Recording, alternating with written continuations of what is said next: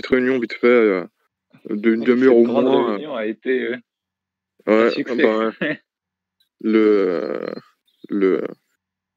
maître de conférence n'étant pas là, tant pis pour lui. Du coup, on se fait une petite réunion sur le sujet. C'était quoi? C'est le travail, l'efficacité, c'est ça, en gros? Ouais, alors orienté, mais en fait pas forcément. Mais là, je pensais plus en fait à un travail physique, c'est-à-dire un travail sur des gestes physiques. Peut-être que moi, tu sais, je fais un instrument de musique, donc ça va. Moi, j'ai surtout ça en fait comme expérience. Après, j'ai déjà fait des sports, tout ça. Toi, je pense que c'est le karaté, sûrement d'autres choses. Et donc la question, du coup, ça aurait probablement été quelque chose comme c'est quoi nos leviers pour une efficacité? Et il faut entendre efficacité vers quoi? C'est-à-dire, si par exemple le but à très long terme, c'est une maîtrise globale d'un domaine, ça reste à définir évidemment. C'est quoi nos leviers? Alors évidemment, il y a les leviers, on va dire bas niveau de être en bonne santé, bonne forme, pouvoir se concentrer. Moi, c'était plus des questions spécifiques à l'efficacité vis-à-vis de la façon dont on va structurer notre travail. Est-ce que on en a déjà parlé plusieurs fois parce que c'est un sujet qui est très présent, enfin récurrent pour moi. Mais par exemple, est-ce que si tu fais un geste au karaté, est-ce que tu le décomposes? Est-ce que tu le fais lentement? Ça dépend vraiment en fait de d'où t'en es dans ton processus, et en fait il faut un peu de tout, mais il faut que tout te mène en fait au développement holistique de ta compétence. Mais du coup, ce sur quoi tu vas te concentrer, enfin il faut toujours mettre un peu de tout, parce que forcément la compétence elle descend. Donc ça veut dire que si tu reviens pas à l'entraînement consciencieux, délibéré, au bout d'un moment tu vas perdre sans t'en rendre compte, quoi. Donc il faut toujours garder voilà, on décompose, on prend le temps d'exécuter la forme parfaitement, de s'assurer que voilà que c'est toujours en mode que c'est propre toujours, quoi, dans la compétence. Et ça, faut le faire à fond quand tu commences. Quand tu commences, voilà, faut prendre le temps de bien faire proprement, de comprendre chaque point qui fait que tu fais proprement aussi, parce que voilà, le tout c'est pas d'avoir le bon territoire, c'est d'avoir la bonne carte pour savoir voilà qu'est-ce qu'il faut faire comme territoire, quoi. Du coup, si tu sais pas quoi faire, si t'as pas les points en tête qui vont faire que tu vas avoir la bonne performance, bah voilà, ton entraînement va, va, va comment on dit, en périr, en coûter, en bref, ça va te coûter quelque chose, quoi, au niveau efficacité, de pas savoir quoi faire. Donc le début pour moi du processus, c'est vraiment de maximiser en fait la réflexion sur soi, en fait, sur la performance. C'est le rôle du coach aussi. Quand tu as un coach, le coach il est là pour te dire voilà, ce truc là faut que tu le fasses mieux, ce point là tu vois, faut le corriger. Et du coup, quand t'as pas de coach, faut être ton propre coach, quoi. Faut vraiment faire attention à ta propre performance. Donc voilà, t'enregistrer même quand ou prendre du recul quand niveau interoception, quand tu performes, pour vraiment pas faire inconsciemment le truc, pour avoir un feedback, quoi, sur ton et te dire ok, te rendre compte des erreurs que tu fais, quoi. Parce que voilà, si tu le fais, si tu fais pas ce feedback, tu pourras faire les erreurs à l'infini et jamais te rendre compte, quoi. Donc typiquement avec le kung-fu, bah moi je mets un miroir ou je me prends en vidéo, tu vois, des trucs comme ça, et pour accentuer le retour externe et voir des choses que tu n'arrives pas à voir de l'intérieur, quoi. L'intérieur, si tu fais attention, tu vois des choses, mais des fois c'est plus flagrant quand tu une perspective à la troisième personne, quoi. Et donc ce truc-là, c'est vraiment la clé pour te rendre compte de tes erreurs et te rendre compte de quand tu dévies de la performance, et qu'est-ce qui explique l'erreur que tu as fait et pourquoi t'as pas eu voilà, pour pas que ce soit de la chance, quoi, que tu comprennes pas, que tu dises bon bah voilà, je recommence, mais sans recommencer en mode voilà, avec des points en tête sur lesquels travailler, quoi. Parce que tu peux recommencer, au bout d'un moment tu vas par chance peut-être faire la bonne performance, mais voilà, le but c'est pas que ce soit par chance, quoi. C'est que ce soit que tu comprennes voilà tous les paramètres qui font que, donc il y a vraiment de ça. Mais ensuite voilà, ça c'est juste une étape. Après le truc, c'est d'arriver à faire la performance en mode en vitesse réelle et en se détachant justement de tous ces points qu'on a dans la tête. Parce que forcément, si tu gardes en tête à chaque fois le truc, bah tu vas avoir une performance mécanique. Voilà, au bout d'un moment, c'est un handicap quoi, de garder la conscience, faut la lâcher quoi. Parce que tu vas toujours superviser en fait ta compétence et voilà, ça limite jusqu'où elle peut aller quoi en termes de performance. Mais donc il faut s'entraîner à être le plus performant en étant inconscient et à pleine vitesse, quoi. Ce qui est un autre type de travail, quoi. C'est pas du tout la même chose, mais ouais. Ouais. En sachant que, en fait, bien souvent, je sais pas si c'est vraiment le cas, mais on va, au début, on est obligé de conscientiser un minimum, on est obligé de mettre un peu de forme, de se poser la question de comment je fais, etc. Assez rapidement, on chope un truc inconscient, et assez rapidement, ça devient inconscient. Et là, souvent, c'est ça. si c'est pas, si on veut pas devenir maître du monde dans cette discipline, j'en sais rien, souvent, on continue de façon inconsciente. D'ailleurs, on arrête un peu de progresser parce qu'on sauf à vraiment être poussé. Genre les trucs, je sais pas, tu fais du roller, du ski, des conneries, tu vois, peu importe. Très rapidement, quand tu sais faire, quoi, et tu te poses plus de questions. Est-ce que là, du coup, tu avais l'air de dire au début que ces choses que tu avais conscientisées, ces points de détail, cette structure, et du coup, elle s'effrite si jamais elle est pas. C'est ça. Et non seulement ça s'effrite, mais en plus, t'es pas sûr au début. Si tu lâches trop vite en fait la conscience, tu risques en fait de t'enfoncer dans une habitude qui n'est pas forcément hyper bien paramétrée, quoi. Elle marche, elle fonctionne, c'est compétent, tu vois, ça fait, mais en fait, elle est pas bien, tu vois, elle est pas super bien alignée, pas super bien paramétrée, tu vois. Et du coup, si tu consolides ce truc-là, après, t'es dans la merde parce que du coup, tu vas devoir avoir un travail d'effacement, voilà, de ce truc-là et ça, c'est faisable, mais ça prend vraiment c'est du gâchis d'énergie, quoi. Si tu peux au maximum régler le truc parfaitement au début, il faut vraiment pas négliger ça, parce qu'après, une fois que c'est déréglé, le travail en plus pour remettre une forme secondaire qui doit devenir primaire, ça c'est vachement compliqué. Donc le problème qu'on a souvent, c'est que voilà, on arrive en amateur. Du coup, en amateur, on n'est pas encore hyper passionné par le truc. Du coup, ce qu'on veut, c'est que ça marche, tu vois. Donc voilà, on veut avoir les compétences rapidement et on veut pas trop prendre le temps on veut que ce soit excitant. Donc excitant, c'est apprendre plein de choses, etc. Et du coup, c'est pour ça que en Shaolin, tu vois, ils passent un an ou 2 ans à faire des trucs vraiment, vraiment basiques. Ils font que ça. Que des trucs basiques pendant un an ou 2 ans, tu vois. Et tous les jours.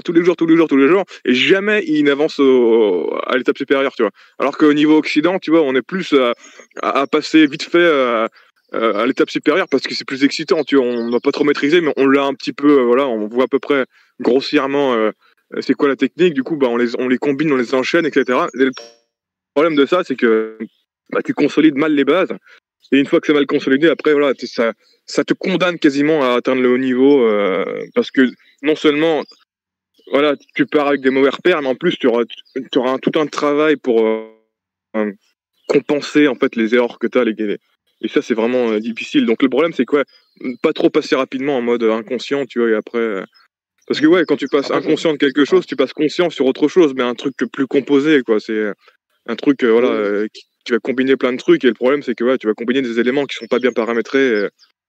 Et ouais, c'est exponentiellement, le coût est exponentiel, quoi, de la bonne paramètre, de toute manière, il faut toujours, à un niveau local, pas à un niveau relatif, je veux dire, on passe toujours du temps à déconstruire et à reconstruire. Ouais, mais on passe du temps à le faire, tu vois, même quand tu dois faire le truc proprement. Donc si en plus tu dois prendre le temps de faire ça en mode supplémentaire, tu vois, parce que t'as mal, tu t'es précipité ou voilà, c'est compliqué. Après, le truc, c'est que ce qui se comprend, c'est que finalement, faut prendre le paramètre motivation aussi, quoi, parce que voilà, si finalement faire les choses proprement, t'arrives pas à te motiver à le faire, bah du coup, ça peut être bien de faire des compromis. Au moins, ça te donne la motivation. Au moins, tu le fais, quoi. Au moins, tu dures dans la durée et tu vas jusqu'au bout, quoi. C'est juste que voilà, faut essayer d'avoir la bonne motivation, mais en même temps que le processus soit bien propre, quoi, bien foutu pour pas avoir de mauvaises habitudes, quoi. Parce qu'après, les automatismes inconscients qu'on doit éliminer, c'est chaud parce que justement, t'es inconscient, t'arrives pas à les voir. Donc, par définition, tu les vois que quand tu fais vraiment attention, quoi. Et ça, c'est la merde, quoi. Moi, je me rends compte, en tout cas, avec les vidéos pour parler, tu vois. Bah, voilà, je vois très bien quand je fais attention quels sont les mauvais automatismes, tu vois. Mais du coup, Oui, mais du quand coup, je tu fais peux pas plus gaffe, performer, quoi. Et du coup, voilà, tu c'est peux ça. Quand plus, je fais tu peux pas plus gaffe, faire et voilà, je peux plus penser, enfin un truc, bah, je me rends bien compte, tu vois, du problème que c'est, malgré, tu vois, la très bonne conscience, voilà. Et je pense qu'il y a beaucoup de domaines où c'est comme ça, des gens qui sont frustrés, tu vois, de voir ce qu'il faut faire, mais de pas arriver à le faire en temps réel, quoi. Ils peuvent critiquer, tu vois, une personne qui le fait, et eux-mêmes ils se critiquent, tu vois, parce qu'ils savent, tu vois, ils savent l'erreur, mais ils la font parce que voilà, dans les conditions réelles. Ouais, et pour toi, du coup, là, il Et n'y a du coup, pas de, il y a pas de, enfin, c'est quoi, par exemple, bah, du coup, toi, tu travailles quand même ta diction, ton élocution, tout ça. C'est quoi pour toi le chemin à prendre pour modifier ça? À part juste bah, y passer des années et puis peu à peu ça. ouais, bah y a ça déjà, pratiquer un petit peu tous les jours, tu vois, pas laisser trop de temps et surtout ne jamais laisser passer une erreur en mode ok, tu laisses passer inconsciemment. Quand dès que tu t'en rends compte, faut répéter ce que tu as fait, tu vois. Enfin, quand je pratique, tu vois, là je suis en mode live, du coup là je vois des fois des erreurs que je dis quand je parle là, mais vu que c'est pas en mode une vidéo que j'ai écrite, que je vais enregistrer, bah là je vais pas prendre le temps de répéter la phrase, ça a pas de sens parce que je suis dans une discussion avec quelqu'un, tu vois, donc. Alors que quand je suis tout seul, tu vois, je suis tout seul, donc c'est de l'entraînement quasiment, tu vois. Il y a personne, donc c'est pas Oui. grave si je me reprends. Donc là, il faut que je me reprenne, il faut pas que je laisse passer l'erreur, parce qu'à chaque fois, en fait, tu t'entraînes sinon à refaire l'erreur. Si tu, le cerveau, en fait, voilà, il a un signal un système, voilà, de correction d'erreur, quoi. Donc, si tu signales pas l'erreur, tu la corrigeras pas, quoi. Donc le fait de signaler l'erreur, quoi, de la corriger, ça va marquer les neurones différemment et après dans le sommeil il y aura plein de trucs différents qui vont se passer parce qu'ils auront été marqués en mode voilà, faut changer ça, quoi. Donc si tu fais pas le signal, voilà, que c'est pas bon, que signal d'erreur, quoi, tu vas jamais progresser, quoi. Donc là, moi, dans la phase où je suis rendu, c'est surtout ça, en fait. C'est pas tellement, tu vois, là, je découvre plus trop de points particuliers. Il y a 2-3 ans, tu vois, tous les jours, enfin tous les jours, non pas tous les jours, mais tous les mois, je découvrais un truc, tu vois, ah, tiens, si je fais ça, je fais moins l'erreur là, tu vois, ou si je fais ça, c'est plus facile de faire le truc fluidement, tu vois, je vais moins buter sur le truc quand je suis en pleine vitesse, quoi. Donc ces points-là, tu vois, maintenant, elle grandit plus, quoi. Donc maintenant, ce qu'il faut, c'est que dès que je repère, il faut vraiment que je garde conscience que je l'ai faite et que je le corrige directement après, quoi. Voilà, sinon je vais les garder toute la vie, quoi.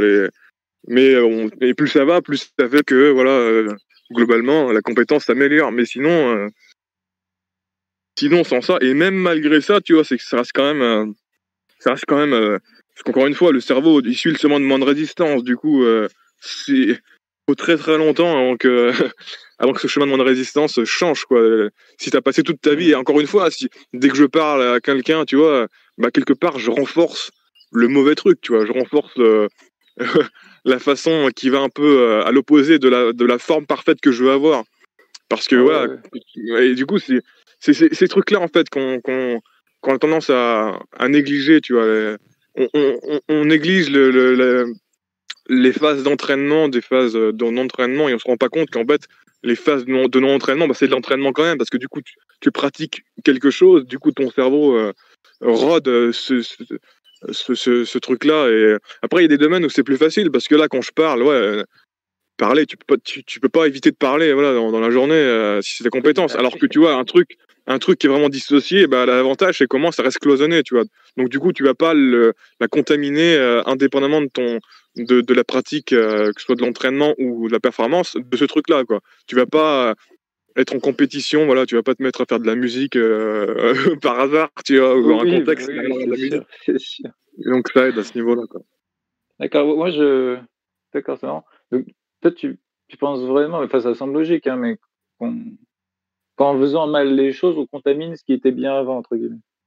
Oui, complètement. Et le pire, c'est qu'on s'en rend pas compte, quoi. C'est que, En fait, dès que tu fais pour une répétition que tu fais en entraînement, en fait, tu te rends pas compte que tu en fais des centaines de mauvaises, des fois, en fait, dans la vie de tous les jours. Si c'est une compétence, encore une fois, comme parler, tu vois.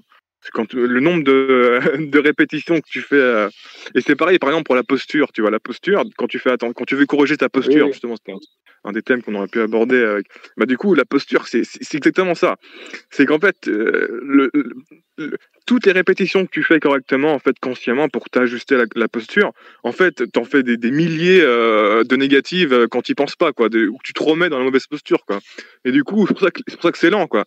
Ça pourrait être hyper rapide si on avait que des répétitions correctes et que du coup, le reste du temps, ça comptait pas, tu vois.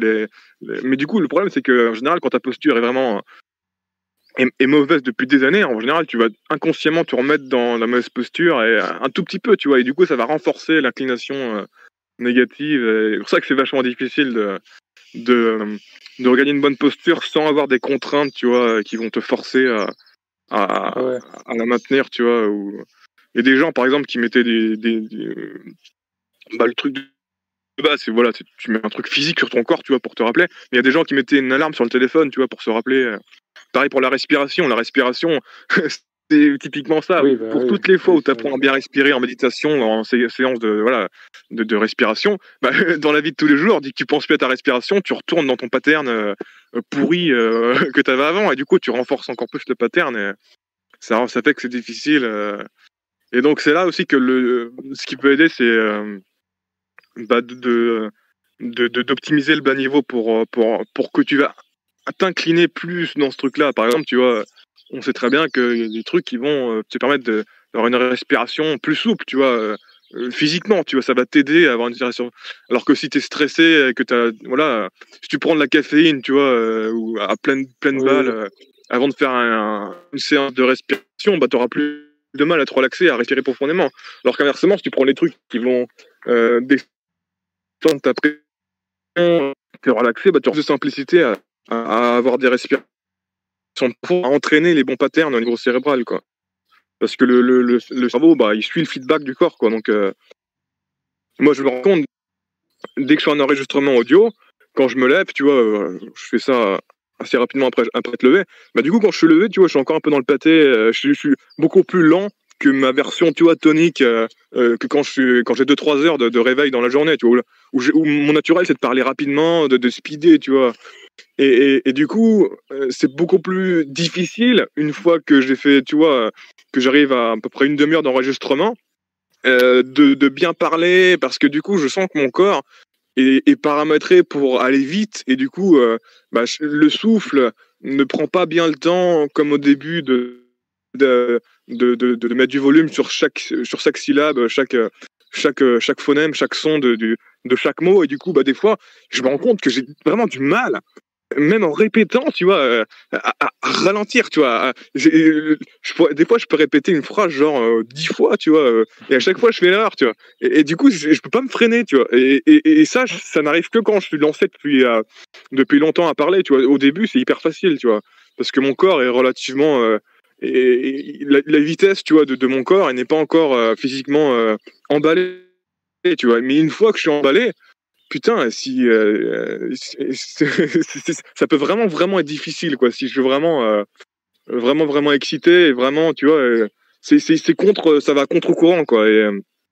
Et du coup là, toutes les répétitions que je fais, bah du coup, quand je fais ça, en fait, je m'entraîne à, à mal faire les patterns, tu vois. Je m'entraîne à faire les erreurs que je fais habituellement en version exagérée, tu vois. Parce que du coup, je vais vite et je veux répéter le truc, je veux que ça passe, je veux que ça passe.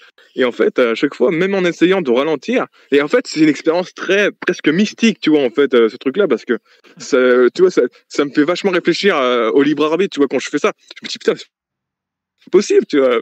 C'est de se rendre compte, en fait, que tu répètes, et à chaque fois, tu fais le même truc, tu te dis, ouais, putain, c'est chaud, quoi. Du coup, ça dépend pas de ton contrôle en mode, tu vois, contrôle hyper mécanique où tu appuies sur un bouton et direct, ça change tout, quoi. Non, tu te rends compte qu'il y a une inertie et que du coup, si toi, t'as du mal à faire ça, bah du coup, ça te fait relativiser sur des personnes qui dans d'autres domaines peuvent avoir ce schéma similaire, tu vois, où ils ont du mal à se dépêtrer malgré leur conscience et le contrôle qu'ils essaient d'appliquer sur le truc, ils n'arrivent pas à se dépêtrer du truc. Et ça fait vachement penser à ça, parce que c'est limite choquant, tu vois, parce que du coup, je vois très bien clairement le truc, et j'essaie de le faire, et je me vois échouer et faire le truc. Je me dis, non, mais t'es con, quoi. Donc c'est assez. Ça te fait de dissocier, en fait, toi, ton ego, de ce que ton corps fait, tu vois. Parce que le mécanisme de l'ego, en fait, c'est que du coup, il s'approprie ce que tu fais, parce qu'en fait, il suit. C'est tellement synchronisé, tu vois, le sentiment de contrôle, le sentiment de ce qui se passe.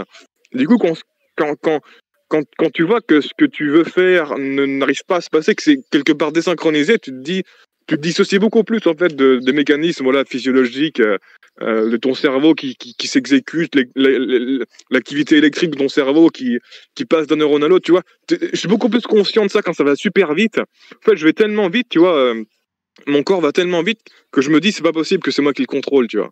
Quand je fais comme ça. En fait, les décharges qui font que, tu vois, typiquement, voilà.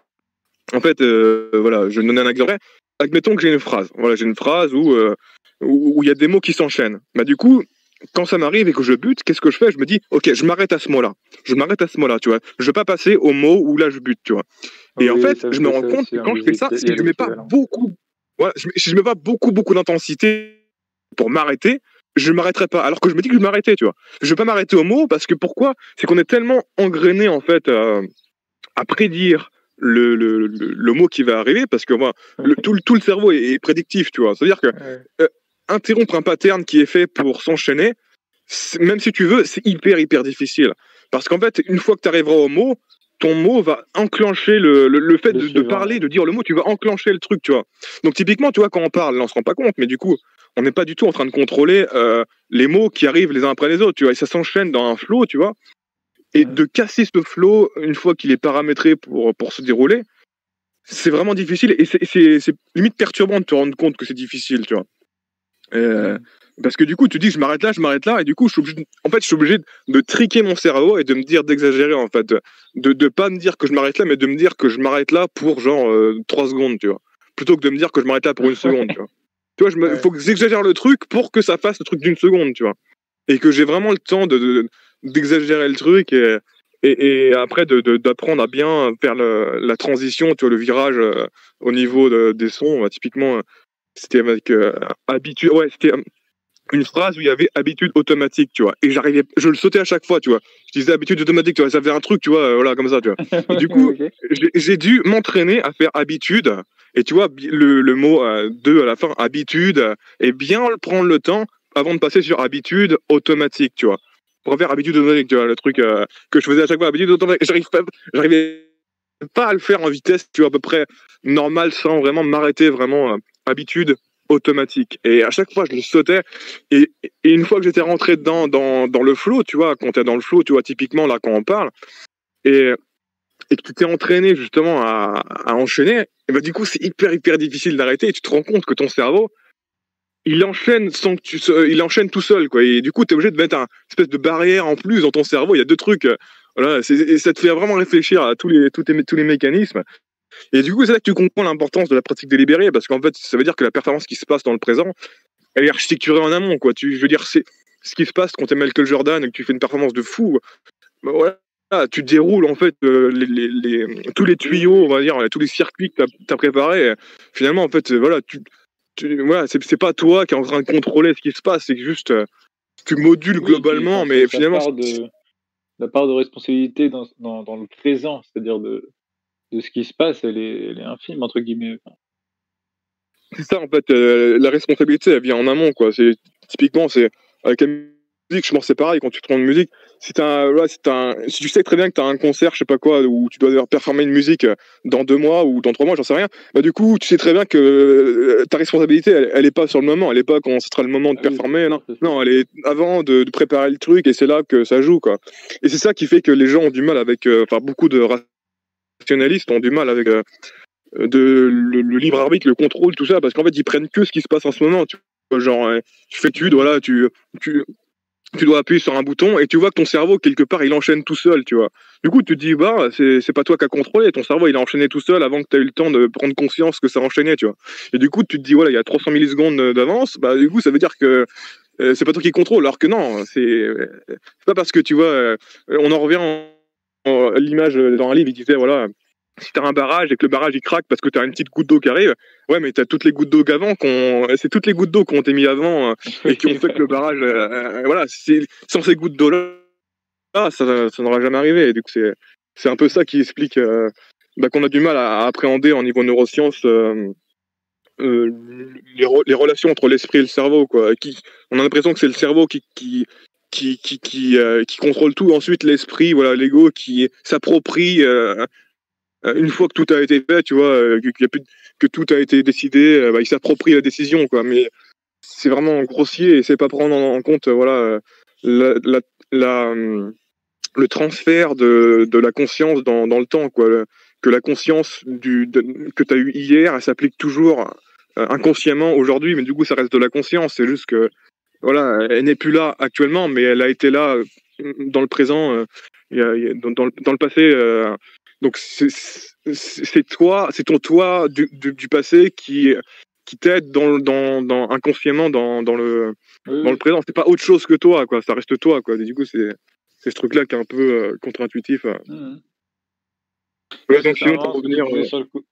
Sur Ouais, le vas-y. kung fu, en fait, en musique, il y a le nombre de fois, et puis c'est encore plus vrai quand on est plus jeune ou quand je vois des plus jeunes bosser, c'est c'est très compliqué quand tu as un morceau que tu le connais un minimum, de pas juste l'enchaîner en boucle Ouais, dans son entièreté. Genre, tu as envie de travailler une phrase, un petit passage, tu commences la phrase et tu continues, tu fais tout le morceau. Enfin, je veux dire, c'est c'est ça, ouais. effectivement.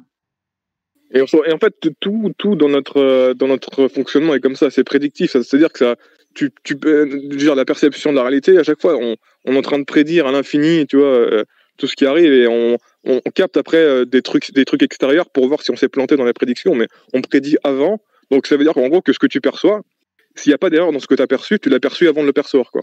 C'est comme un rêve que tu as fait le rêve. Et si tu t'es pas planté dans les projections, ce qui est arrivé de l'extérieur n'aura aucune influence, quoi. Ça a de l'influence que quand tu fais une erreur. En fait, si par exemple, tu vois, tu es dans un contexte, typiquement, il y a une anecdote là-dessus. En gros, c'est quelqu'un un soldat dans une forêt, tu vois, et il s'attendait, tu vois, à ce qu'il y ait une attaque de je sais pas qui, tu vois, d'un groupe du camp d'en face, tu vois. Et à un moment donné, il voit arriver vite fait, tu vois, il voit arriver un groupe de personnes avec devant quelqu'un, avec un soldat avec une Kalachnikov. Du coup, il se prépare à tirer dessus. Et là, il y a un autre soldat qui l'arrête, il met la main sur le dos, il l'arrête. Et en fait, il le stoppe. Et du coup, quand il regarde plus en détail, il se rend compte que c'était un gamin qui avait un berger, tu vois, avec un bout de bois et qui avait des vaches derrière, tu vois. Du coup, en fait, le cerveau s'est tellement attendu, tu vois, dans le contexte, à ce que ce mouvement, ce truc qui arrive, il prédisait tellement que ça devait être, tu vois, des soldats du camp d'en face, et c'était tellement important pour la survie que du coup, il les a projetés, il est comme un rêve, tu vois, il les a vraiment vus, tu vois, et il a pas eu le temps de prendre, de faire la correction, et c'est seulement une fois que son pote, tu vois, lui a fait le signal, tu vois, qu'il se passe quelque chose d'anormal, du coup, ça enclenche le signal d'erreur, tu vois, que là, il a vraiment sorti de l'hallucination. Ouais, du coup, on est vraiment dans une hallucination contrôlée, quoi, de la réalité, et du coup, c'est contrôlé dans le sens où finalement, si on fait une erreur, voilà, parce que voilà, l'hallucination doit pas être que dans la tête, quoi, elle est que dans la tête, mais elle doit être cohérente avec les données qui arrivent de l'extérieur. Mais du coup, encore une fois, parce que on ne capte vraiment pas grand-chose de l'extérieur, et s'il n'y a pas d'erreur, voilà, ça veut dire qu'on vit dans notre tête, même si finalement on ne peut vivre dans notre tête que si ce qu'on vit dans notre tête est synchronisé, parce que voilà, tout a été rodé à un moment, tu vois, on connaît le monde, notre connaissance du monde fait que on prédit le monde, au bout d'un moment on le prédit bien, tu vois, et Mais c'est ça qui permet de comprendre justement comment c'est possible, tu vois, d'avoir des esprits qui sont en mode complot, voilà, qui c'est facile pour eux, parce que forcément, si tu changes 2-3 paramètres, tu vois, tu te rends compte que le système c'est facile, tu vois, de le mettre en mode plus ou moins interne, tu vois, que le signal d'erreur soit plus ou moins faible, et que du coup la cohérence soit maintenue de l'intérieur, indépendamment des signaux extérieurs. Et c'est pareil au niveau des mouvements, tu vois. Au niveau des mouvements, la perception visuelle, tu vois, elle vient après, tu vois. En gros, si tu vois typiquement, l'exemple typique, c'est tu vois un serpent, tu vois, un serpent, tu vas agir avant de le voir. En fait, ton système perceptif, il va se mettre en action et faire l'action qu'il faut, tu vois, avant de percevoir que c'est un serpent, tu vois. C'est pareil pour tout. En fait, nos actions, elles se déclenchent avant la perception, tu vois. Et après, elles ajustent, tu vois, en fonction des trucs. Parce que c'est impossible, tu vois, ce serait impossible d'agir, tu vois, d'être en mouvement si on a besoin de s'assurer, tu vois, de percevoir avant d'agir. Ça serait beaucoup trop lent. Donc, on prédit l'action à chaque fois, on prédit toujours l'action, et on l'ajuste en fonction de... Du coup, on est vraiment beaucoup plus en automatique qu'on ne le pense, mais c'est en automatique régulé, tu vois. Donc, d'où le contrôle possible, mais le contrôle n'est pas possible dans l'instant présent. Donc, c'est hyper difficile de s'ajuster, voilà. D'où l'exemple, tu vois, qu'on disait, voilà, de s'arrêter dans une phrase, même quand tu veux le faire dans le présent, c'est difficile. Donc, parce qu'en fait, il faut le préparer en amont. En fait, il faut s'entraîner en amont, et une demi-heure après, là, tu vas performer le truc que quand tu auras le bon circuit dans la tête de le faire. Mais sur le moment, d'arriver à s'ajuster, tu vois, c'est une compétence qui est super difficile, quoi. Donc, quand tu es en stress, tu vois, quand tu es dans l'action, le feedback, il est beaucoup plus faible que quand tu es pas dans le stress. Donc, c'est vachement difficile, quoi. D'où de mettre en place les conditions un peu, tu vois, d'arriver à s'entraîner dans des conditions difficiles aussi, quoi. Pour pas s'entraîner que dans des conditions où t'es pas stressé, tu vois. Parce que t'es pas stressé, du coup, qu'est-ce qui va se passer quand tu auras le concert de musique et que tu auras le public, Oui, là, je sais pas quoi, tu seras stressé, et les conditions sont pas les mêmes, du coup, ton cerveau fonctionnera différemment, et si t'es pas habitué à performer dans ces conditions-là, tu risques d'être baisé, alors que c'était là qu'il fallait... Donc il faut s'entraîner aussi dans des conditions proches, ou alors, inversement, arriver à déstresser, tu vois. Tu as les deux versants. Tu as le versant arriver à s'entraîner en conditions de stress, et arriver à réguler le stress en ligne, quoi. Dès qu'il arrive, tu arrives à le réguler, à le faire descendre pour te retrouver en condition où tu arrives à performer correctement, quoi. Et tu as Par exemple, deux versants, quoi. par exemple, tu parlais de posture, mais typiquement, récemment, il y a un an, genre, j'ai travaillé ma posture parce qu'effectivement, j'avais un peu la tête penchée en avant, les épaules un peu fermées, tout ça. J'ai aussi fait un petit travail musculaire parce que j'étais beaucoup plus musclé des pecs que du dos. Parce que bon, j'avais commencé la muscu comme tout le monde en charbonnant les pompes. Ouais. Enfin voilà, voilà, c'est ce genre de choses. Mais et effectivement, je suis arrivé à un stade. Bon, au début, c'était juste bizarre de se tenir normalement, de se tenir droit.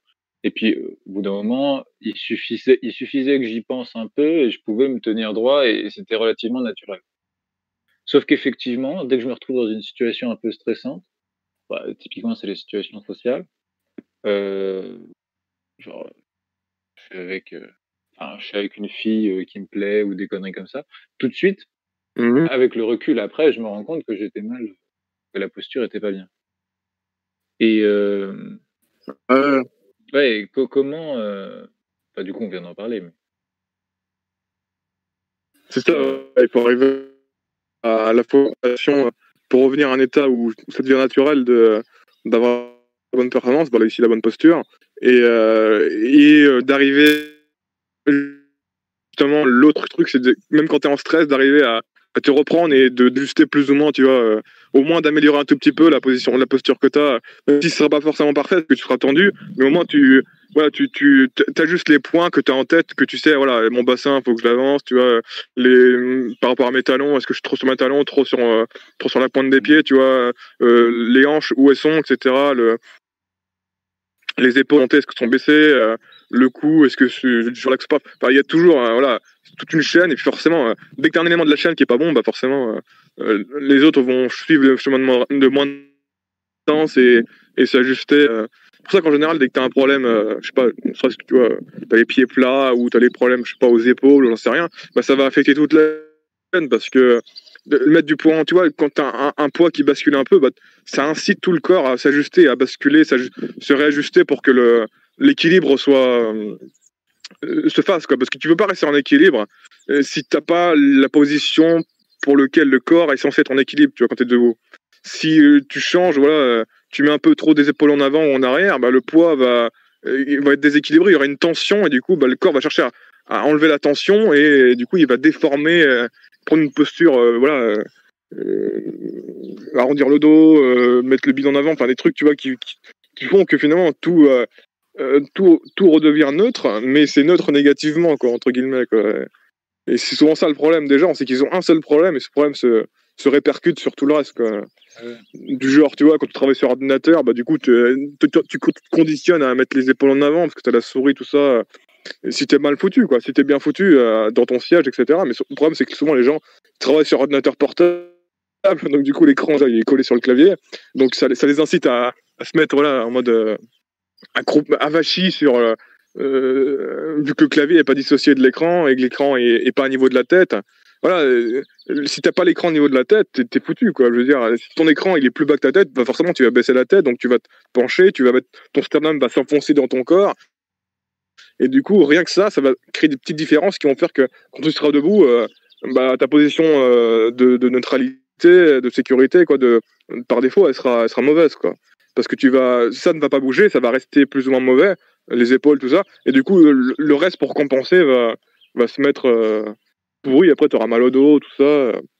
Le dos, c'est vraiment un truc, en fait, tu te rends compte que ça dépend vraiment de tout le reste, quoi. C'est le dos, il douille parce que le reste n'est pas aligné, quoi. Ne serait-ce que quand tu dors, quand je dors maintenant, depuis 5 ou 6 ans, tu vois, bah, je mets toujours un gros coussin, tu vois, genre sur le côté, j'ai toujours un gros coussin entre mes genoux, parce que je sais qu'en fait, la pression que quand t'es allongé sur le côté, la pression de la jambe du dessus, qui fait que tes hanches se désalignent, et du coup, ça fait une tension musculaire sur le dos, et du coup, après, tu peux avoir mal au dos juste à cause de ça, quoi. Parce que, en fait, nos jambes sont pas faites pour n'avoir aucun écart, tu vois, entre les genoux, tu vois. Donc ça veut dire que si les jambes sont collées, bah la jambe qui est correctement foutue, c'est celle qui est allongée sur le lit, et celle qui est au-dessus, bah elle est mal alignée, et du coup elle crée une tension musculaire qui va se répercuter sur le dos, et tu peux avoir mal au dos. Juste à cause de ça, c'est vraiment dingue.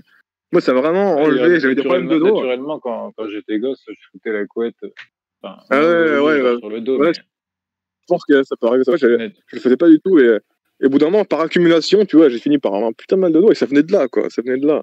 Parce que j'ai les os vachement lourds, j'ai les jambes vachement lourdes, tu vois. Donc ça fait d'autant plus de pression sur le dos, ouais, et rien que de faire ça, après progressivement, ça a complètement enlevé. Et j'ai essayé de dormir sur le dos, tu sais, au début, en fait, c'est trop difficile quand t'es pas habitué, et en plus, je me suis rendu compte que c'était pas forcément bon, tu vois, à la fois pour la respiration, le ronflement, mais aussi pour plein d'autres trucs, tu vois. La position, là, globalement, la mieux, c'est vraiment sur le côté. Il y a un des côtés qui est mieux, je sais plus lequel. Mais puis encore une fois, une fois que tu es habitué, on en revient aux automatismes, tu vois. Une fois que tu es habitué à dormir sur le côté, dormir sur le dos, tu vois, tu n'arrives pas à prédire que tu vas dormir, du coup, tu vas rester éveillé. Tu n'auras pas du tout envie de dormir, parce que le fait que tu arrives à dormir dans une position dépend de plein de trucs, tu vois, de prédictions qu'on s'est faites. Et du coup, de se reconditionner, c'est possible, mais ça prend, voilà, c'est comme enlever les mauvais automatismes, tu vois, ça prend trop de temps, quoi. Parce que c'est tellement engrainé. Donc j'ai abandonné ça. Ça demande de créer une structure qui était peut-être auparavant totalement inexistante, une structure consciente, par lequel on a des. Ouais, et puis ça demande à la contre-courant des inclinations que tu as, parce que quand tu es sur le dos et que tu es habitué à dormir sur le côté, tu auras vraiment envie, la putain d'envie d'aller sur le côté pour dormir, tu vois. Quelque part, tu sentiras presque, tu vois, tu vas anticiper que tu vas mieux dormir sur le côté. Tu vas sentir le sommeil, du coup, tu vas te mettre sur le côté. C'est comme avec la nourriture, tu vois, genre, quand tu bois de l'eau, alors que tu avais soif, après 2 verres, tu n'as plus soif. Pourquoi ? Pas parce que ton corps est plus hydraté, et ça prend beaucoup plus de temps que ça de s'hydrater. Parce que tu prédis que voilà, c'est bon, t'es dans la bonne posture, entre guillemets, pour être hydraté. Parce que tu as bu ce qu'il fallait, etc. Et que tu sais qu'à chaque fois que tu as bu tant de verre, 20 minutes après, tu vois, le corps est hydraté.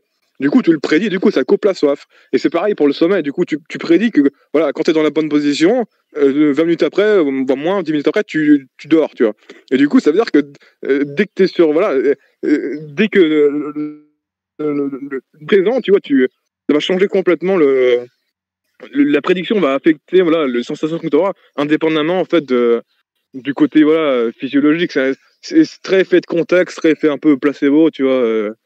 Et c'est ça, finalement, quand on mange, quand on boit, surtout, c'est choquant, tu vois, de se rendre compte qu'on se sent hydraté, tu vois, qu'on sent que ça change, on a plus soif, on a plein de trucs, alors que ça n'a jamais eu le temps d'affecter grand-chose, tu vois.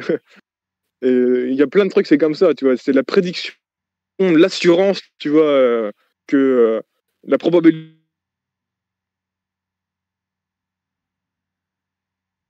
Allô?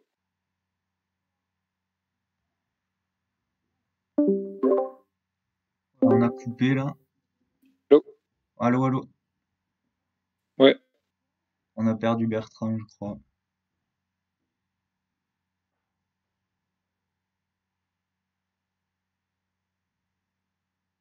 J'ai envoyé un message dans le général.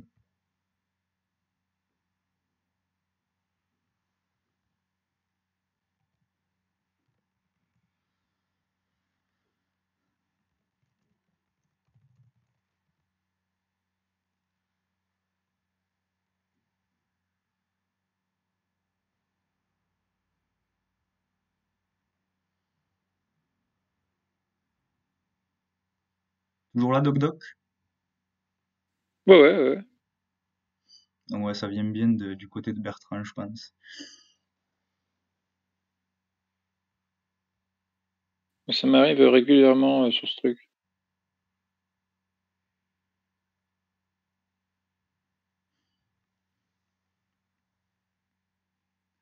Je sais pas si ça vient de Discord ou de ma connexion aussi, mais parfois je vous entends, enfin ça fluctue quoi, la qualité du son, c'est pas super. Moi aussi, parce que moi, ça me fait ça avec Bertrand, du coup, mais je sais pas si ça vient de moi ou ailleurs.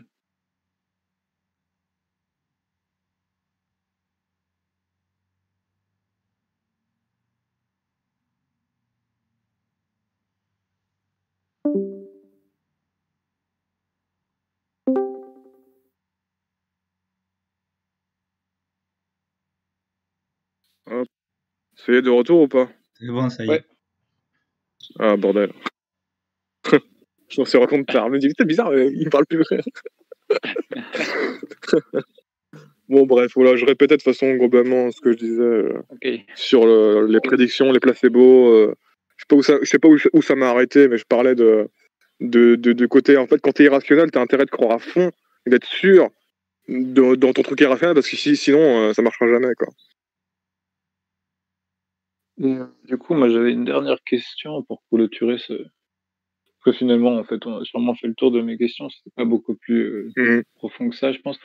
Mais du coup, on parle souvent là. Enfin là, indirectement, on a parlé du fait on peut faire une action de façon consciente, délibérée, contrôlée. Et puis aussi, on peut la faire, et d'ailleurs, la plupart du temps, on la fait de façon inconsciente. Enfin, en tout cas, pour les choses de la vie de tous les jours, la clarinette, non, mais la posture, tout ça, c'est totalement inconscient.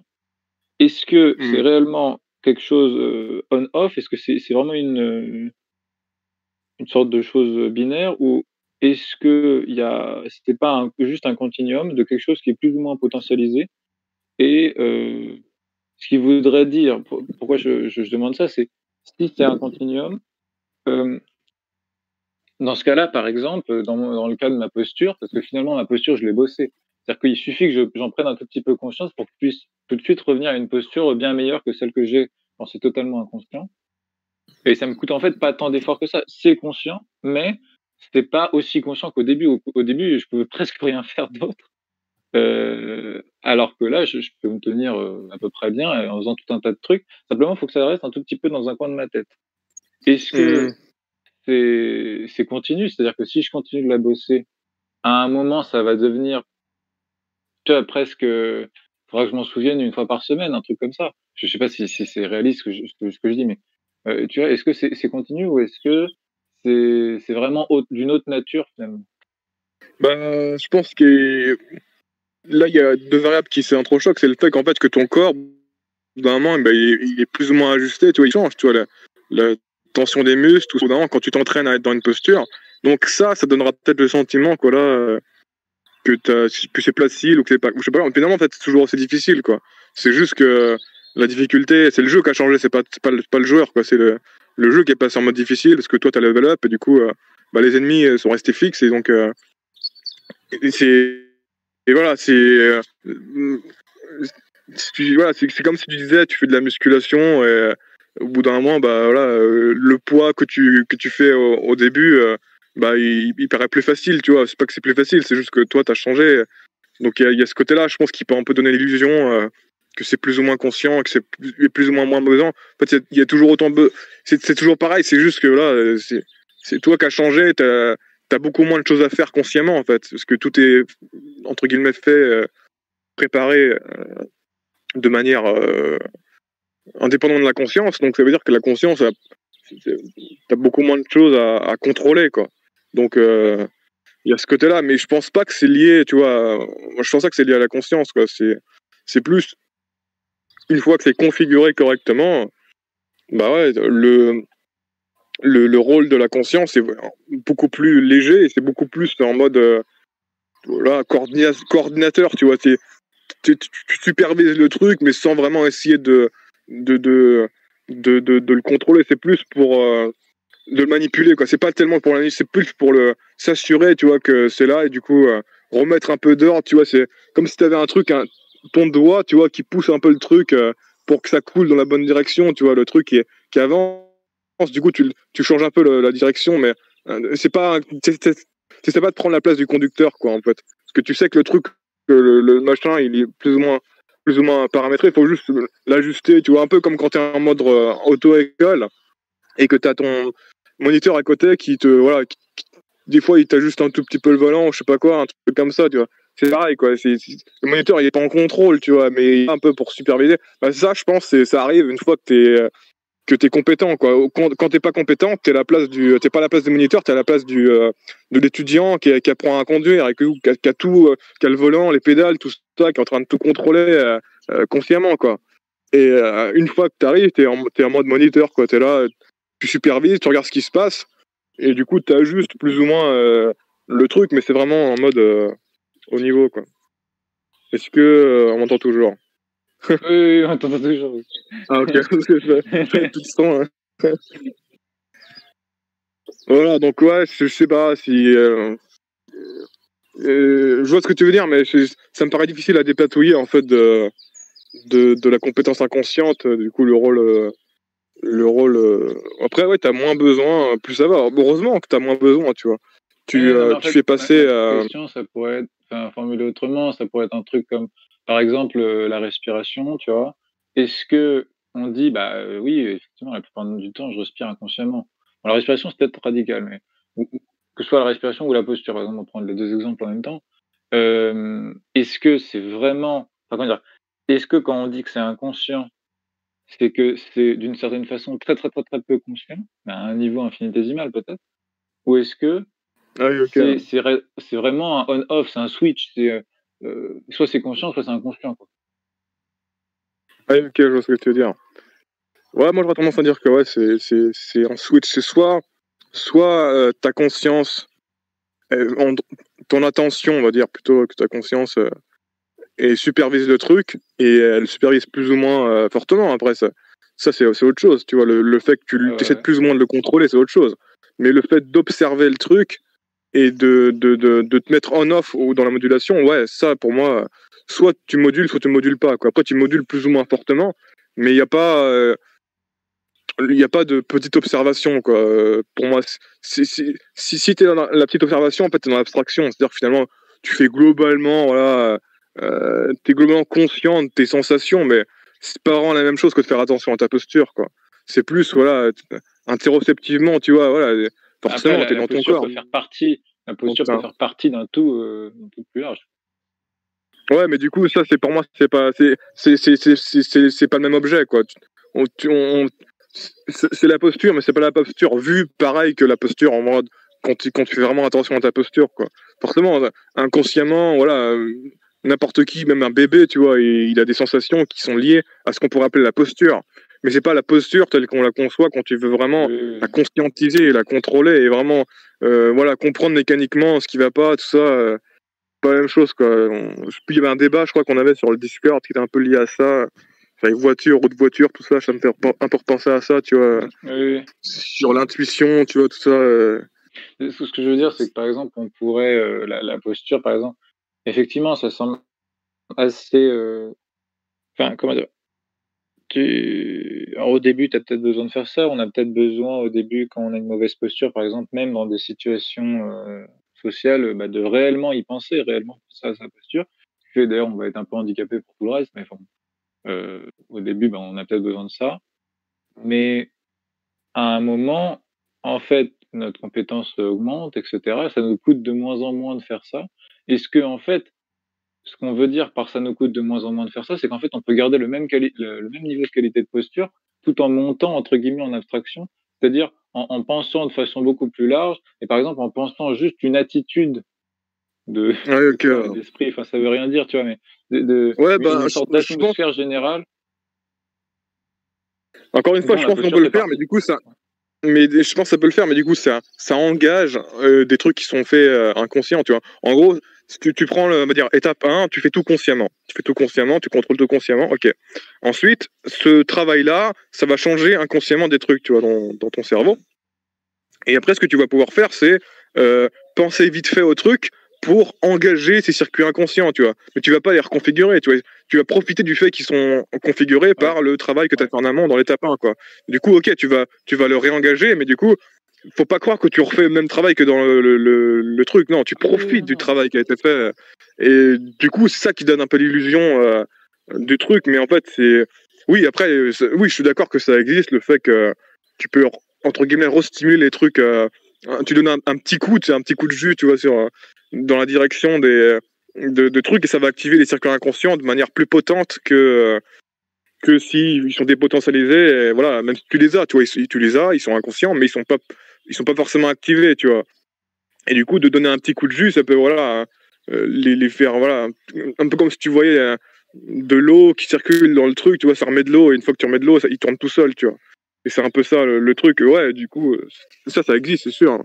Et d'ailleurs, je pense, c'est un peu ça, quand tu es à haut niveau, dans une performance, tu vois, ou que c'est un truc qu'il faut vraiment switcher entre des modes différents, bah, la capacité, c'est ça, c'est tu vas guider, voilà, où va aller ton énergie, entre guillemets, quoi. Et les circuits sont déjà là, mais du coup, ton rôle, c'est de superviser, voilà, tiens, maintenant, il faut que j'allume ça, que j'éteins ça. Faut que j'allume ça, que j'éteins ça, tu vois. Tu changes, voilà, non, maintenant, il faut que je change, j'éteins ce truc-là, je passe à autre chose. Et c'est un peu ça, le... T'es vraiment compétent, quoi. Quand t'as la compétence déjà rodée, quoi. Ouais, d'ailleurs, ça me fait penser. T'as t'as encore un petit moment où tu veux Non, non, c'est bon, si t'as une question, vas-y, hein. Ouais. C'est, je pensais à le rôle du langage là-dedans. On en a aussi déjà parlé, hein, bien sûr. Et moi, j'appelle ça l'analyse, c'est-à-dire qu'est-ce qu'on fait quand on analyse. On peut parler, il y a l'analyse musicale, mais il y a aussi l'analyse des textes littéraires en philo. Puis en fait, on peut analyser un exercice de maths, etc. C'est mettre un langage, mettre des mots, donc des symboles sur des abstractions, des intuitions, qui nous permettent ensuite de diriger notre conscience dessus. Arrête-moi à tout moment si ce que je dis te semble pas. Et en fait, pour moi, il y aurait une sorte d'objectif, mais en fait qu'on suit tous inconsciemment, mais on peut en prendre conscience, c'est que finalement on construit une carte symbolique de l'ensemble des intuitions sur lesquelles on peut poser notre conscience dans notre vie, et que finalement il y a un des gros enjeux de après, ça reste du coup très égoïque, mais pour vivre sa vie correctement, pour en tout cas atteindre ses objectifs, j'en sais rien, c'est de bien choisir, enfin de bien se placer à tout moment sur cette carte de l'abstraction.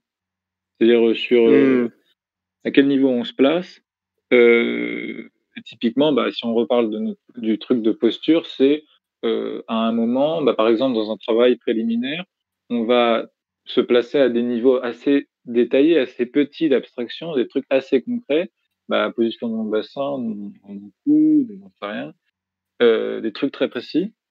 Et puis ensuite, il faut être capable de passer quand on est par exemple dans une situation de performance, de social, un concert ou j'en sais rien, de penser quelque chose de beaucoup plus large, beaucoup plus global, qui va être une idée, enfin, ça veut rien dire, mais une idée globale de soi-même qui implique, entre autres, qu'on se tienne droit et qu'on sourise et enfin, peu importe, tu vois. Est-ce que Ouais, ça, je pense que ça existe. En fait, c'est une imbrication de représentation plus ou moins, de plus en plus méta, quoi. Au début, tu as un truc détaillé, du coup, après, tu as la métacarte de ces détails, et ensuite, tu as la méta-métacarte de cette carte-là, on peut aller à l'infini, et du coup, ça peut permettre de plus ou moins avoir une vision plus ou moins granulaire, avec des grains fins ou des grains gros. Je sais plus comment ça. Je sais pas si l'expression existe en français, mais bon, vous avez compris. Et ouais, une fois que tu as maîtrisé entre guillemets ce truc-là, ton contrôle, et c'est plus facile de contrôler des gros blocs et des gros chunks que de contrôler, parce que voilà, notre mémoire de travail, typiquement, ce qu'on dit, c'est qu'il y a plus ou moins 5 ou 7, je sais plus, voilà, entre guillemets. Dès qu'il y a plus d'éléments, c'est compliqué. Du coup, la technique qu'on a, c'est de regrouper des éléments en paquets, et une fois que tu as les paquets, tu manipules les paquets, et ça hack la capacité que tu as de mémoire de travail, quoi. La mémoire un peu comme la mémoire, la RAM dans l'ordinateur, tu vois, où c'est la mémoire pour la mémoire active, mais du coup qui est relativement limitée par rapport à la mémoire à long terme, quoi.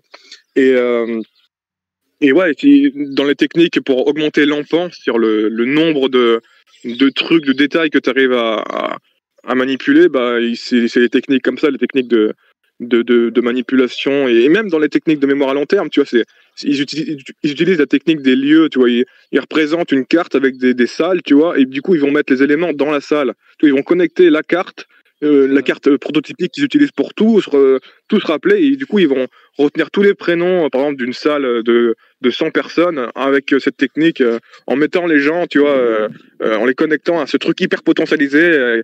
La carte des lieux, là, c'est la technique, une des techniques connues des experts en mémoire, tu vois, et c'est vachement lié à ça aussi, quoi. Et du coup, c'est quoi ta question sur ce truc-là? Tu avais une question ou pas sur le côté-là? Est-ce que c'est manip? Est-ce que, en tout cas, ça montre bien que le langage, c'est pas un truc, voilà, c'est pas une capacité juste pour parler, tu vois. C'est vraiment, c'est un principe que notre cerveau a, et qui lui permet justement de compresser la complexité et d'arriver à l'opérer malgré ses capacités limitées, quoi. On distribue grâce à ça des trucs complexes en les faisant de manière simple, tu vois. Et c'est vraiment un truc, ouais, c'est plus une façon de penser, de fonctionner, qu'une façon pour parler, quoi. Et d'où le fait que le langage, c'est encore une forme finalement d'agglomération, d'abstraction. c'est ça, c'est ça. Tu avais appelé abstraction agglomérante là dans Ouais, c'est ça, c'est complètement ça. C'est notre esprit a une capacité d'abstraction, et le langage, finalement, c'est juste un exemple de ça. Et du coup, on peut appeler langage, dès qu'on fait des cartes comme ça de représentation plus ou moins méta, et que du coup, pour parler des détails de ces cartes de manière simplifiée, voilà, qui renvoie, dès qu'il y a un truc qui renvoie une complexité, mais qu'on utilise une représentation simple pour ça, c'est du langage, quoi. C'est une forme de vue de dessus qui peut être utilisée de manière plus fluide que de directement manipuler les gros blocs complexes. Et ouais, c'est pour ça que j'aime pas les théories qui mettent un peu le langage comme un truc spécial, et comme un truc qui apparaît avec la communication, tout ça. Pour moi, ça n'a aucun sens, quoi. Parce que c'est...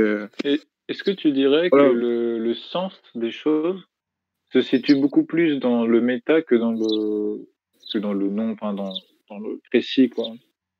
Ouais, dans la connexion, ouais, bah oui, complètement. Je pense que on a besoin. Des fois, on travaille en précision un truc, on va dans les détails et finalement, on oublie le. Mais enfin, c'est aussi important. Mais ce que je veux dire, c'est c'est important de plonger, mais on en oublie le côté méta et qui finalement, lui, avait du sens, là où dans le détail, c'est plus trop.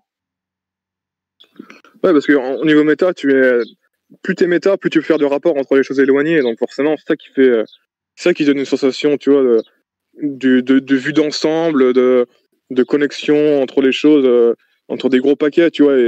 Et forcément, quand t'es au niveau zoomé, bah, le sens, voilà, il est très relatif et minimisé comparé à un truc qui se rapproche plus Mais inversement, quand tu prends vraiment beaucoup, beaucoup trop méta, je pense que le sens disparaît. Enfin, où là, il devient tellement abstrait que ça devient spirituel, tu vois, du sens spirituel. Genre, et du coup, ça perd quelque part en sens aussi, hein, parce que je pense plus on se rapproche de notre échelle et qu'on monte un petit peu au-dessus, plus c'est là qu'on trouve mécaniquement, enfin, qu'on trouve parce qu'on a évolué pour trouver le sens à ce niveau-là, quoi. Plus on descend de ça, plus le sens, le volume diminue. Et inversement, plus on augmente au niveau de ces planètes, tout ça, truc, vraiment loin, tu vois, plus pareil, on commence ça devient du sens un peu mystique, tu vois, mais c'est pas le sens. C'est différent comme sens qu'on arrive à notre niveau humain, tu vois, où là, plus on se rapproche du niveau humain, plus là, les choses nous paraissent. Parce que ouais, le sens, c'est pareil, on a évolué une capacité de faire du sens qui est utile pour nous. Donc forcément, si on commence à partir dans des trucs éloignés, bah, c'est logique que ça fasse moins sens pour nous, quoi. D'où le fait que tu vois dans les tout ce qui est bleu, la Bible, tout ça, bah voilà, c'est le grand est connecté à l'humain, quoi. Dieu, tout ça est très humanisé. Parce que du coup, pour nous, ça a du sens, ça. Enfin, pour nous, quand t'es au stade bleu, ça a vachement de sens parce que du coup, c'est proche de toi, c'est humain, c'est truc. Alors quand tu parles le truc plus turquoise et que t'es pas au niveau turquoise, bah du coup, c'est pareil, tu vas parler de Dieu, tout ça, mais ça fera pas sens si t'arrives pas à relater avec, tu vois. Si ton esprit est vraiment. Et du coup, il y a ce côté-là aussi, ce qui fait du sens, c'est ce que tu arrives à gérer et avoir des relations relativement de manière fluide, quoi. Et dès que tu n'arrives plus à devenir difficile, ça fait moins sens, quoi. Il y a ce côté-là aussi, quoi, qui est relié au sens plus dans un autre sens, dans le sens, tu vois, je comprends rien, tu vois, tu comprends rien. Si c'est un sens différent, c'est pas le sens supérieur, tu vois. C'est plus le sens, t'arrives pas à suivre, quoi.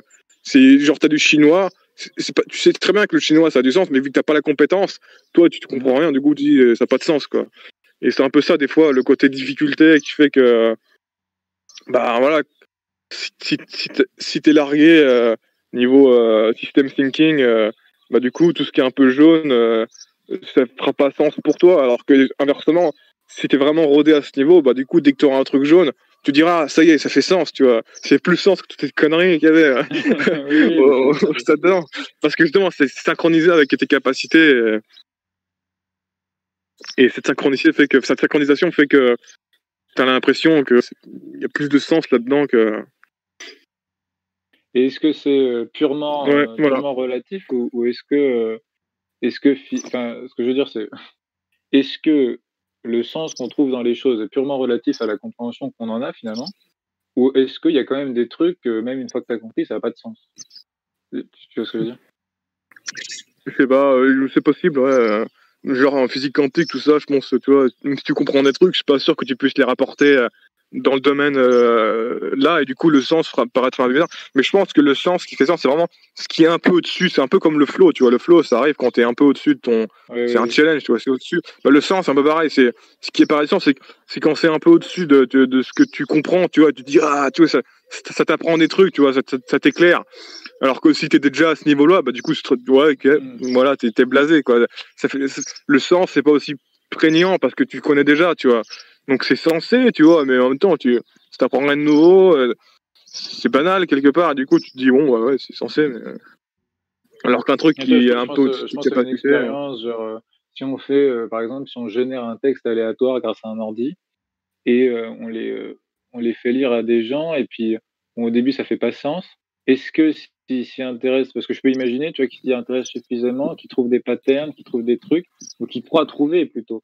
Ouais, c'est ça. Enfin, tu vois. Si tu Et crées une finalement ça va cohérence qui faire sens, n'existe quoi. pas, ouais. Bah ça, bah, typiquement, on en revient à la pensée conspirationniste, tout ça. Enfin, c'est de faire Oui, des oui, oui. connexions qui ne sont pas évidentes, tu vois. Donc, ils vont créer une cohérence, ils vont créer une narrative, une trame narrative en connectant des éléments qui ne sont pas connectés, mais que du coup, ils vont lui donner une cohérence. Et s'il n'y avait pas de cohérence, il ne trouvera pas sensé. Et le fait qu'il trouve ça cohérent, c'est ça qui fait qu'il rend sensé. Mais du coup, la cohérence est vraiment liée au sens. Et du coup, des fois, la cohérence est imprégnée dans le matériel, des fois elle ne l'est pas, et c'est ton esprit qui va la trouver parce qu'il va faire des sauts plus larges entre les choses, il va être plus souple dans le truc, il va projeter plus de sens qu'il y en a, et du coup, ouais, au final on en revient à la cohérence, quoi. S'il n'y a pas de cohérence, ça fera pas de sens, quoi. Donc si toi n'arrives pas à projeter du sens sur le texte sur les mots générés aléatoirement, même si les mots ont été générés de manière à avoir un sens grammatical, quoi, que ce soit au moins une phrase correcte grammaticalement, bah malgré tout, voilà, si tu n'arrives pas à projeter le truc, et on en revient justement au bullshit. Le bullshit, en termes scientifiques, c'est le charabia, en gros, c'est le truc typiquement spirituel, New Age, tu vois, à la Deepak Chopra, tu vois, où justement, il y a sur Twitter, ils ont fait un compte où ils prennent des mots, des citations de Deepak Chopra, et il les recombine aléatoirement. Et des fois, ils mettent des vraies citations de Deepak Chopra, et des fois, ils mettent des fausses. Et le but, c'est de trouver est-ce qu'il a vraiment dit ça, tu vois. Parce que du coup, c'est vraiment considéré comme Est-ce qu'on m'entend toujours? Oui? Peut-être pas. Oui, on Merde. t'entend. Ah, on m'entend? Ok, Ouais. cool. Et du coup, Deepak Chopra, et voilà, c'est typiquement ça. Et du coup, pour chemin de sens, du coup, les gens qui trouvent du sens là-dedans, c'est des gens qui projettent beaucoup qui sont flexibles, voilà, dans la cohérence qu'ils arrivent à projeter, tu vois. Voilà, si des mots qui sont rattachés à du sens puissant, bah, du coup, ils vont trouver ça sensé, qu'ils soient connectés, même si finalement, quand tu étudies, tu te rends compte que ça paraît profond de premier abord, mais une fois que tu étudies, tu te rends compte que c'est n'importe quoi, quoi. Et, et typiquement, bah, c'est à fond là-dedans, parce que du coup, c'est vraiment généré aléatoirement sur le truc. Je sais plus c'est quoi, bah, si on tape Deepak Chopra générateur, on va trouver ça sur Google facilement, mais Partager ça, du coup, c'est vachement marrant. Mais, ouais. Non, mais du coup, ça exemplifie bien le truc. par exemple, à un moment, tu as dit. Merde. Ouais, tu disais, est-ce que. Enfin, il faut faire la part des choses entre. Tu l'as pas dit comme ça exactement. Entre le sens qu'on projette et le sens qui est imprégné, qui est réellement, entre guillemets, imprégné dans les choses. Et bon, par exemple, dans le cas des conspirationnistes, bah, c'est relativement facile parce que entre guillemets, c'est facile à débunker, c'est facile de. Il y a entre guillemets une Ouais, réalité plus ou moins objective quand même oui, qu'on peut aller oui, chercher. Ce que je veux dire, c'est par exemple, tu vois, typiquement, moi je fais de la musique. Il y a des musiques, bon bah, il y a des musiques qui font sens pour moi, qui font pas sens pour d'autres, et c'est différent pour tout un tas de gens. Il y a quand même un consensus pour, je sais pas, il y a des mecs comme Johnny Hallyday qui ont quand même rassemblé des gens pour dire ça fait sens. Voilà. Puis bon, moi ça me fait pas forcément par exemple particulièrement sens pour moi.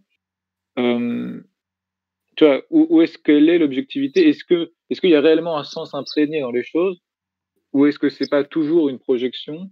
Et si c'est toujours une non, projection, qu'est-ce qu'on je pense que ouais. au bout du compte, dans l'absolu, c'est toujours une projection, mais c'est une projection parce que notre façon de projeter, nos sens, tout ça, ils se sont configurés et ont coévolué avec les propriétés du monde, tu vois. Donc ça veut dire que voilà, si tu trouves un truc beau, c'est pas juste parce que ta projection, tu la projettes beau, c'est parce qu'il y a des propriétés qui font que notre sens du beau a évolué pour voilà, trouver certaines choses belles, parce qu'elles sont vraiment comme ça objectivement, tu vois. Il y a vraiment un truc que la beauté est censée capturer dans le monde, tu vois. Mais oui, au bout du compte, ça reste de la projection. Et d'ailleurs, pour en revenir à ce que je disais tout à l'heure sur les hallucinations contrôlées, bah voilà. Ce qu'on appelle une hallucination, c'est une hallucination qui n'est pas partagée, c'est tout. C'est pas parce qu'il y a un truc c'est pas parce que notre perception des fois est hallucination ou pas, non, c'est juste Oui. que il y a des hallucinations qui sont trop en dehors des hallucinations qu'on considère comme étant voilà tellement communes qu'on ne les questionne même pas et que du coup on appelle ça réel. Mais du coup, ça reste dans tous les cas des hallucinations, dans tous les cas des projections. C'est juste voilà que si on n'est pas que si c'est tellement en décalage, tu vois, avec beaucoup trop de personnes, quoi. Et c'est là qu'on va dire que c'est une hallucination quand c'est pas. Mais du coup, c'est pareil, je pense, pour le sens. Tu vois, le sens, voilà, il y a des trucs, on sera plus ou moins d'accord. Et c'est ce qui fait que c'est si difficile, tu vois, au niveau des dynamiques développementales en spirale, que les gens ont des systèmes de sens un peu cloisonnés les uns des autres. Du coup, ça veut dire que quand tu es loin développementement d'un truc, bah, ouais, il y a plein de gens qui vont être d'accord avec toi dans ta couleur. Et une fois que tu vas voir dans l'autre, bah, ils ne seront pas d'accord, quoi, parce que voilà, les partages au niveau des systèmes de sens sont pas les mêmes. Et typiquement, quand tu es turquoise. Ouais. Est-ce que tu penses qu'on a par exemple, Enfin bon, après moi je pensais surtout ça il y a quelques années quand j'étais plus jeune, enfin je suis toujours jeune, mais je pensais plutôt à... Je pensais que... Je me disais, par exemple, vis-à-vis de la beauté, en fait, je pensais qu'on avait tous un sens universel, enfin commun de la beauté, simplement on percevait pas les mêmes choses. C'est-à-dire parce que par exemple, il me semblait, mais enfin, pour certaines choses, il me semble que c'est toujours vrai, que par exemple, tiens, moi, je vois telle fille qui est très belle, je dis ça à mon pote, il me fait, ben non. Mais en fait, si je pointe du doigt ce que je trouve belle en elle, en fait, finalement, on est d'accord. Simplement, il voyait pas ça. Ouais. Il y a des deux, il y a de ça, mais il n'y a pas que de ça. À mon avis, il y a quand même des différences, tu vois. Il y a une beauté globalement générale, mais il y a des trucs qu'on ne sera jamais d'accord, tu vois. Ça dévie trop, tu vois. C'est comme... finalement, la beauté, ça nous aveugle un peu, tu vois, le concept de beauté. Mais quand tu prends d'autres trucs, ça paraît beaucoup plus logique au niveau du goût, tu vois. Le goût, quelque part, c'est la beauté gustative, tu vois. Et là, c'est sûr qu'il y a des gens, tu vois, ils n'ont pas du tout le... Tu vois, il y a des limites, surtout des limites, tu vois, au niveau de tout ce qui est fermenté, fromage, vin, tout ça. Il y a des gens, tu vois, c'est vraiment la frontière, tu vois, au niveau des cartes du goût, entre le négatif et le positif. Il y a des personnes, ils sont hyper positifs, des personnes, c'est négatif. Et du coup, ça joue vraiment pas grand-chose. C'est vraiment un placement au niveau... Typiquement sur ça, moi, il y a des vins que j'aimais pas du tout. Enfin, globalement, je suis pas fan. Hein. Mais on me fait goûter, j'aime pas, et on me dit, mais tiens, tiens, écoute, comment dire, prête attention à ce petit truc fermenté là qui vient juste après la première seconde là. Je fais attention à ça et tout de suite, j'apprécie. Plus en tout cas. C'est parce qu'en fait, c'est comme le quoi de la fille. En fait, tu crois que tu perçois la même fille, mais c'est pas la même fille. C'est juste tu perçois différemment, donc tu perçois pas la même chose. C'est la même chose perçue différemment ou deux choses différentes. Pour moi, c'est deux choses différentes. C'est pas la même chose du tout, quoi. C'est le fait de changer ta perception, ça va atteindre des zones différentes au niveau de perception de la beauté. Et du coup, typiquement, quand on est sur des trucs comme le fromage ou le vin, tout ça, les trucs fermentés, bah, vu que c'est à la frontière entre le négatif et le positif, selon l'attention que tu mets, ça sera plus ou moins dans le positif ou le négatif. Ça ne voit pas grand-chose, quoi. D'accord. Donc, c'est ce truc-là la façon de moduler va faire basculer le truc plus ou moins radicalement si le truc est à la frontière, tu vois. Mais des fois, le truc est tellement loin, tu vois, je veux dire, tu prends, voilà, entre guillemets, une personne qui est vraiment laide, ok, tu pourras moduler, tu pourras la trouver quand même plus belle que ce que tu la trouves par défaut en faisant attention à des trucs. Ah bah tiens, finalement, elle a un beau menton, tu vois, finalement, sa lèvre, si on enlève ses yeux et son nez, elle est pas mal, tu vois. Mais globalement, elle pourra jamais traverser la catégorie, voilà, elle va jamais augmenter, tu vois, le truc. C'est ça aussi, quoi. Mais oui, c'est sûr qu'en faisant attention, et typiquement, pour moi, l'amour, c'est un truc qui nous fait justement faire vachement plus attention à ça et qui nous fait moduler et transformer un peu les trucs. Et la même personne de laquelle on est amoureuse, on la verrait alors que tu vois, on l'a jamais croisée, on la trouverait même pas belle, ça se trouve, tu vois. Mais alors que là, on la trouve vraiment, on lui trouve un charme, tu vois, de fou, parce que voilà, encore une fois, c'est le concept de fusion créatrice de destin où finalement, c'est tes sens qui vont tes critères de beauté qui vont se réaligner avec la personne pour laquelle pour laquelle que tu as trouvé, que tu as développé des sentiments, pour te permettre justement de l'aimer davantage et de l'être plus belle et de créer ta vie avec, tu vois. Et c'est vraiment dans les deux sens. C'est pas juste c'est pas juste une table fixe de critères de beauté avec lesquels on est. Non, c'est vraiment un truc qui se remodule adaptativement pour coller avec les circonstances pertinentes de notre vie, quoi. Et ça qui est cool aussi, quoi. Mais du coup, c'est ça qui fait que plus ça va, plus on dérive, quoi. On aura une espèce de consanguinité individuelle, tu vois. C'est-à-dire que finalement, on finit par aimer nous-mêmes, quoi. C'est pas tellement on veut se reproduire avec les trucs, tu vois, que nous que nous c'est un truc, je parle de ça parce que c'est un truc sur lequel je suis en train d'écrire là. J'en avais parlé dans le premier article sur la Red Pill, la consanguinité idéologique, en fait, où c'était, voilà, les gens se ferment et finalement ils développent, tu vois, petit à petit.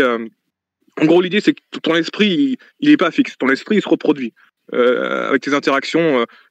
Tes interactions d'hier donnent naissance à l'esprit d'aujourd'hui, et les interactions que tu auras aujourd'hui vont donner naissance à l'esprit de demain, que tu auras demain. Et comme avec la biologie, si tu te reproduis avec des choses toujours identiques, au bout d'un moment, la consanguinité, c'est pas bien, tu vois. Ton esprit, tu vas créer un enfant avec du retard mental, voilà, et des déformations, tout ça. Bah, c'est pareil au niveau des idées, de l'esprit, ton esprit à toi, tu crées, en fait, dans tes interactions, tu te modifies, tu évolues. Et du coup, la façon que tu as d'évoluer, si elle n'est pas variée, si tu te reproduis tout le temps avec les mêmes trucs, tu vas t'enfoncer dans une façon de faire qui va te pousser à être une espèce, entre guillemets, une espèce d'esprit qui veut se reproduire qu'avec lui-même, tu vois. Et niveau fermeture, c'est fou, quoi. Et du coup, tu vas vraiment devenir xénophobe, tu vois. Tu vas vraiment pas aimer les trucs que t'aimais pas, et tu vas encore plus aimer et vouloir aimer les trucs. Et c'est pour ça que les gens ne sont plus objectifs au bout d'un moment, tu vois. Quand ça fait trop longtemps qu'ils dérivent en mode consanguin, tu vois, ou qu'ils arrêtent de s'exposer à des expériences variées qui n'allaient pas contre leur goût, mais ils peuvent plus être objectifs parce que ils ont développé un peu, tu vois, comme les espèces.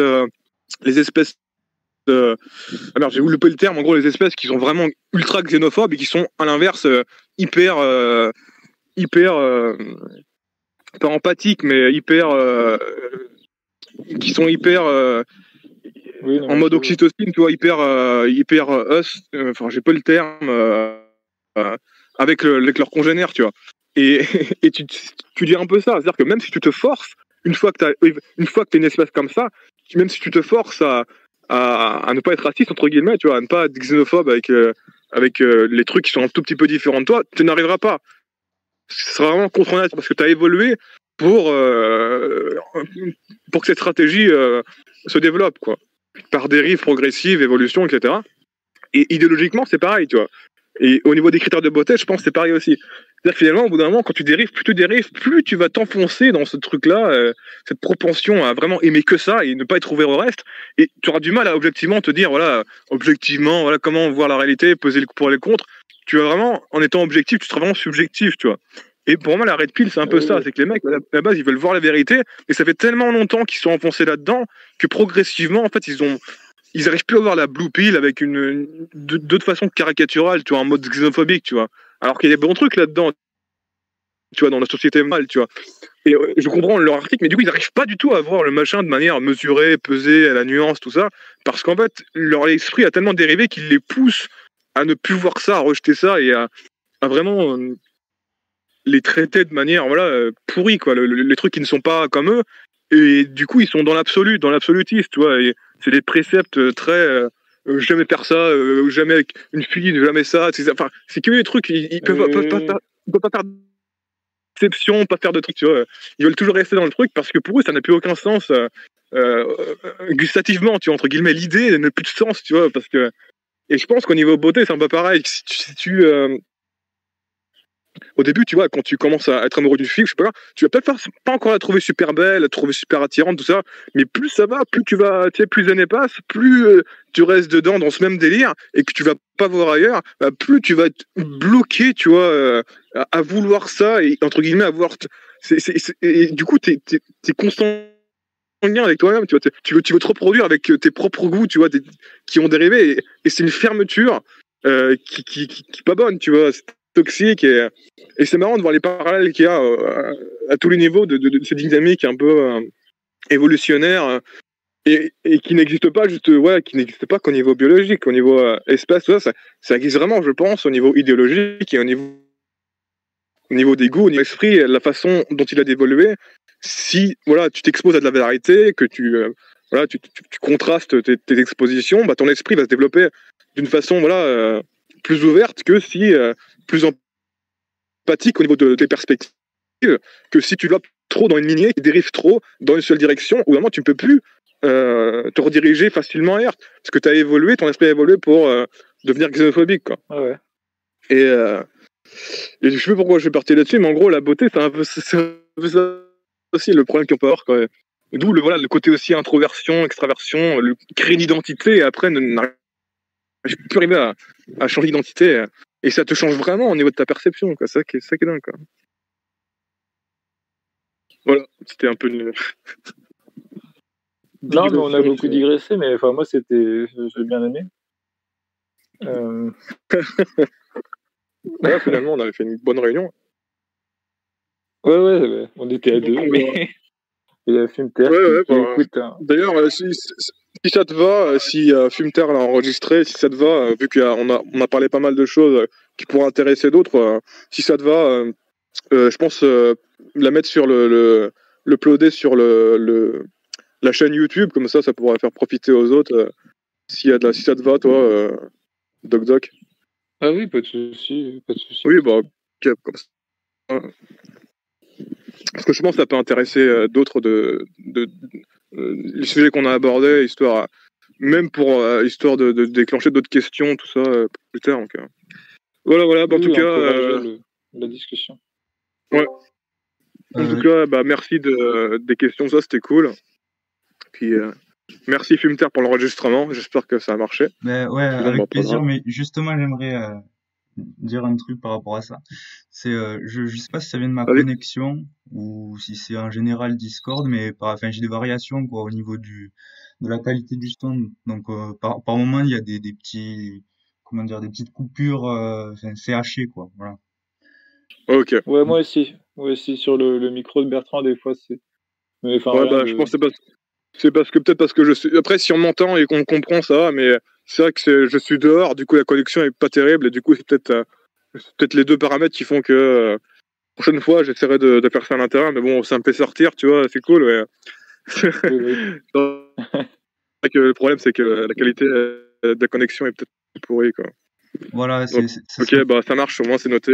C'est peut-être pas super agréable à écouter quoi. Enfin par moment quoi. C'est ça que je veux dire. Ok, bah une fois que tu l'auras uploadé sur Drive là, je regarderai et puis si c'est vraiment pas suffisamment potable, bah, je le mettrai pas, mais sinon je le mettrai, quoi. Ouais, ça marche. Ok. Bon bah merci. Merci à vous et puis bon dimanche à vous deux. Et bon dimanche. Ciao. Salut. Ciao.